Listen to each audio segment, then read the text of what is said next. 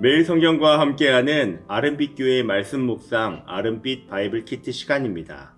2024년 2월 27일 화요일 오늘 함께 묵상할 본문은 마가복음 7장 1절부터 13절까지의 말씀입니다. 예루살렘에 온 일부 종교 지도자들이 예수님께 옵니다. 예수님의 제자들이 손을 씻지 않고 떡을 먹었다며 부정하게 되었다고 문제를 제기합니다. 예수님은 사람의 전통을 하나님의 계명보다 앞세우는 종교 지도자들의 외식을 지적하십니다. 이러한 내용들 가운데 오늘 우리가 주목하여 볼 말씀은 마가복음 7장 8절부터 13절까지의 말씀입니다. 너희가 하나님의 계명은 버리고 사람의 전통을 지키느니라. 또 이르시되 너희가 너희 전통을 지키려고 하나님의 계명을 잘 저버리는도다.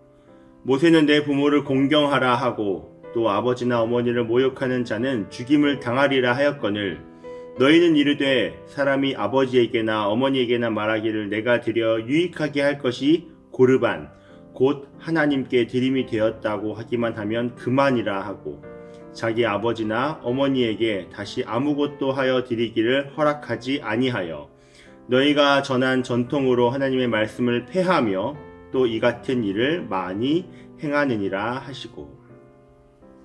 오늘 본문에서는 바리새인들과 서기관들이 예수님에게 질문을 합니다. 이 질문에는 두 가지의 정죄가 묻어 있습니다. 첫 번째로는 예수님의 제자들이 장로들의 전통을 어겼다는 불법의 정죄입니다. 당시 종교 지도자들은 장로들의 전통을 단순한 도덕을 넘어 삶 전반의 신앙 고백과 삶의 질서로 여기며 따랐습니다. 이들이 따르던 장로들의 전통 중 하나는 식사 전에 손을 씻는 것이었습니다. 그런데 예수님의 제자들은 빵을 먹기 전에 손을 씻지 않았던 것이죠. 이들이 보았을 땐 제자들은 전통을 어긴 불법을 행한 자들이었습니다. 두 번째 정죄는 장로들의 전통을 어긴 결과로 제자들이 부정하게 됐다는 것입니다. 더러운 손으로 음식을 먹었으니 부정하게 되었다고 정죄하는 것입니다. 다시 정리하면 바리새인들과 서기관들은 손을 씻지 않은 것 그거 하나만으로 예수님의 제자들을 정죄했습니다. 가장 먼저로는 식사 전에 손을 씻지 않았다는 것과 씻지 않은 상태로 먹어서 부정하게 되었다는 것입니다. 오늘날에도 이스라엘을 가면 수많은 유대인들은 손 씻는 규례를 철저하게 지키고 있는데요. 그렇다면 종교 지도자들이 계속 강조하고 있는 손 씻기는 무엇에 근거한 것일까요? 바로 사람이 만든 전통입니다. 종교 지도자들이라는 말이 무색하게도 사람이 만든 전통을 근거로 예수님의 제자들을 정죄하고 있습니다. 하나님의 말씀이 아닌 사람이 만든 관습과 전통을 지키지 않았다고 죄인 취급을 하고 있는 것입니다. 하지만 예수님은 하나님이 주신 성경을 토대로 이들에게 말씀하십니다. 종교 지도자들은 전통의 권위에 근거하여 예수님의 제자들을 정죄했다면 예수님은 이사야서 29장 13절의 말씀을 권위로 종교 지도자들을 책망하십니다. 전통이 법보다 우선될 수는 없습니다. 손을 씻는 전통이 중요할 수는 있지만 이 전통으로 사람을 정죄하거나 올가맬 수는 없습니다. 전통은 단지 사람이 만든 제도일 뿐 하나님이 법으로 규정하신 것은 아닙니다. 예수님은 당시 사회에서 횡행하던 고르반이라는 제도를 예를 들어 말씀하십니다. 고르반이란 제도를 쉽게 설명해 드리면 이렇습니다. 모든 사람에게는 부모를 공경하고 모셔야 하는 하나님의 명령이 있습니다. 10계명의 5번째 계명이 그 근거라고 할 수 있죠. 하나님은 부모를 공경해야 한다고 말씀하셨고 이것은 하나님의 법으로 법제화되어 있습니다. 하지만 당시에 사람들이 만든 전통 중에는 부모를 모시지 않아도 되는 것이 있었습니다. 그 전통의 이름은 고르반인데 만약 어느 자녀가 많은 재산이 있다 하더라도 이 모든 것은 하나님께 드릴 것이라고 한다면 부모에게 드릴 의무에서 자유롭게 되는 것이었습니다. 하지만 하나님은 이러한 전통을 성경에서 말씀하시지 않았습니다. 그저 사람들이 하나님을 위한다고 하면서 만든 성경에 근거하지 않은 자신들만의 전통이었습니다. 당시 유대 사회에서는 하나님께서 부모를 잘 섬기라고 말씀하신 것보다도 사람이 만든 전통을 더 높이 두는 잘못된 전통들이 횡행했습니다. 예수님은 이를 지적하시면서 말씀보다도 더 높은 권위를 가진 전통에 대해 지적하신 것입니다. 오늘 우리가 말씀을 통해 기억해야 할 것은 무엇일까요? 오늘 말씀을 두 가지로 정리하여 기억해 보고자 합니다. 첫 번째로 기본으로 돌아가자. 아드 폰테스라는 라틴어 말이 있습니다. 이 말은 중세 종교개혁 당시의 구호로 사용되었던 말인데요. 그 뜻은 근원으로 돌아가자라는 뜻입니다.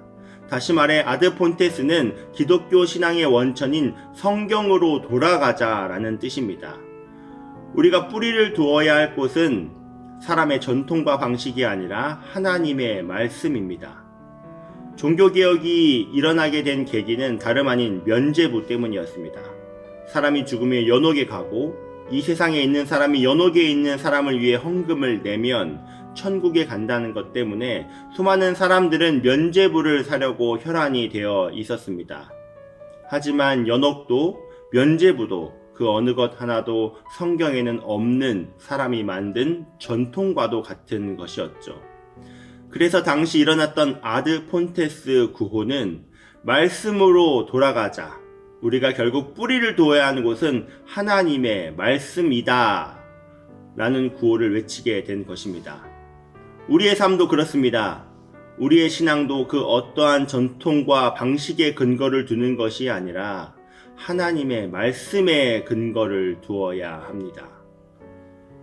말씀이 우리의 방향추가 되어야지 사람이 만든 전통이 나침반이 되어서는 안 됩니다. 우리 아름빛교회 성도님들이 아드 폰테스로 돌아가는 삶을 살아가시길 간절히 축복합니다. 오늘 우리가 기억해야 할 두 번째로는 예수님은 우리를 자유하게 하러 오셨습니다. 입니다.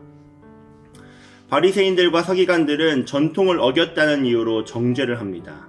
예수님은 종교 지도자들로부터 사람이 정한 기준을 어겼다는 것으로 정죄를 당하셨습니다. 예수님은 이때 전통으로 정죄한 이들에게 말씀을 기준으로 정죄하십니다. 하지만 예수님의 정죄에는 잘못된 가르침을 향한 회초리가 담겨 있습니다. 예수님께서는 회초리로 잘못된 전통과 법칙, 규례들을 가지치기 하십니다. 오직 하나님의 말씀만이 온전히 남도록 가지치기를 해주셨습니다. 말씀을 잘못 해석하여 만든 인간의 전통과 법도들을 가지치기 하시고 우리가 온전히 하나님의 말씀만을 바라보며 살아가도록 우리를 자유롭게 해주신 것입니다. 예수님은 우리가 잘못된 전통 속에서 정죄받으며 살아가기를 원치 않으시고 하나님의 말씀 안에서 자유함을 누리며 살아가도록 하기 위해 이 세상에 오셨습니다. 우리의 삶에서도 우리만의 잘못된 신앙의 관습과 전통은 없는지 살펴보았으면 좋겠습니다. 무언가의 관습과 전통이 있어 그것이 우리의 신앙을 방해한다면 그것은 하나님이 기뻐하시지 않는 신앙의 모습을 한 전통입니다. 신앙은 먼저 자유함을 누리는 것입니다.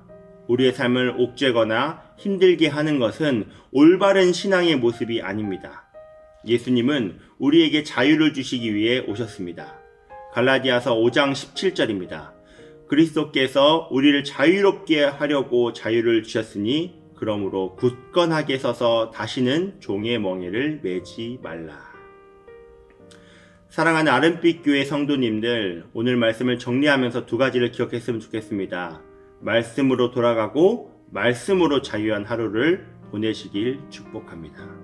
오늘도 말씀 안에서 살아가는 하루 되시길 축복합니다. 그리고 말씀 안에서 진정한 자유를 누리며 주 안에서 참된 기쁨의 자유를 누리시길 간절히 축복합니다. 다 같이 기도하겠습니다. 진리를 알지니 진리가 너희를 자유롭게 하리라. 은혜와 진리 되신 하나님 아버지 감사합니다. 오늘도 우리에게 진리의 말씀을 심겨주시고 그 말씀이 우리의 삶을 견인해 나갈 수 있는 빛과 등대 되어 주셔서 감사드립니다. 주님, 우리가 하나님의 말씀을 우리의 근원으로 삼으며 살아가고 싶습니다. 사람이 만든 전통과 방식, 법도들을 하나님의 말씀보다 우선시하지 않기를 원합니다. 우리의 마음과 생각과 삶 가운데 주님의 말씀이 뿌리 깊게 내리게 하여 주시옵소서. 우리를 말씀으로 진정한 자유를 허락해 주신 주님, 진리 안에서 자유를 주시기 위해 이 땅에 오신 예수 그리스도를 바라보며 오늘 하루도 말씀 안에서 참된 자유를 누리며 살아가도록 인도하여 주시옵소서. 오늘도 진리와 자유 대신 주님의 인도를 기대합니다. 감사합니다. 살아계신 예수 그리스도의 이름으로 기도합니다. 아멘.